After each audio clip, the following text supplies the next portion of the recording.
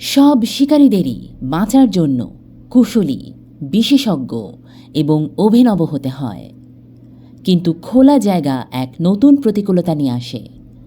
এই শিকারীদের লুকোনোর কোনো জায়গা নেই, আর অন্য সুযোগ নাও মিলতে পারে।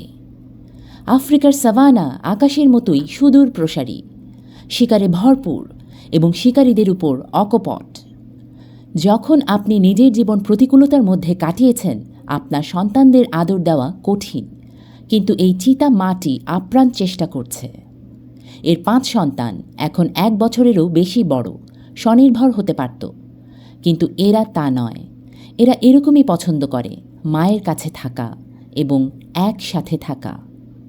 এই বড় পরিবারটি তার সহ্যের সীমা ছাড়িয়ে যাচ্ছে, কিন্তু এইভাবে চালানো বেশ কঠিন। এর মানে 6টি বড় বাঘের আহার জোগানো প্রতিদিন। তাই সে শিকার করে অনবরত এবং প্রতিনিয়ত।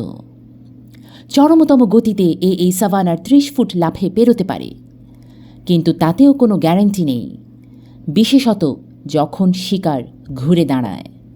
ও দৌড়তে পারে, লড়তে নয়। প্রতিটি দ্রুতগতির দৌড় তার উপর প্রভাব ফেলে। ওর মস্তিষ্ক অক্সিজেনের জন্য ক্ষুধার্ত হয় এবং ভেতরে ও পুড়ে যায়। হয় ঠান্ডা হাওয়া, নয় মরণ। অন্যদিকে শাবকরা এখনও নিজেদের জীবনকে গুরুত্ব দিয়ে দেখতে রাজি নয়। চিতারা দিনে শিকার করার জন্য তৈরি হয়েছে, কারণ এখন এখানকার শিকারীরা রাতে শিকার করে, আর সুযোগ পেলেই চিতাদের হত্যা করে। একটি চপল চিতা এক বিরাটকায় সিংহের কাছে কিচ্ছু নয়, এক দলের কাছে তো নয়ই। 70% চিতা শাবকরাই বড় শিকারীদের শিকার হয়, তাই তাদের মা সব সময় রাতের বেলাও কোনো এক সুরক্ষিত জায়গায় নিয়ে যায়।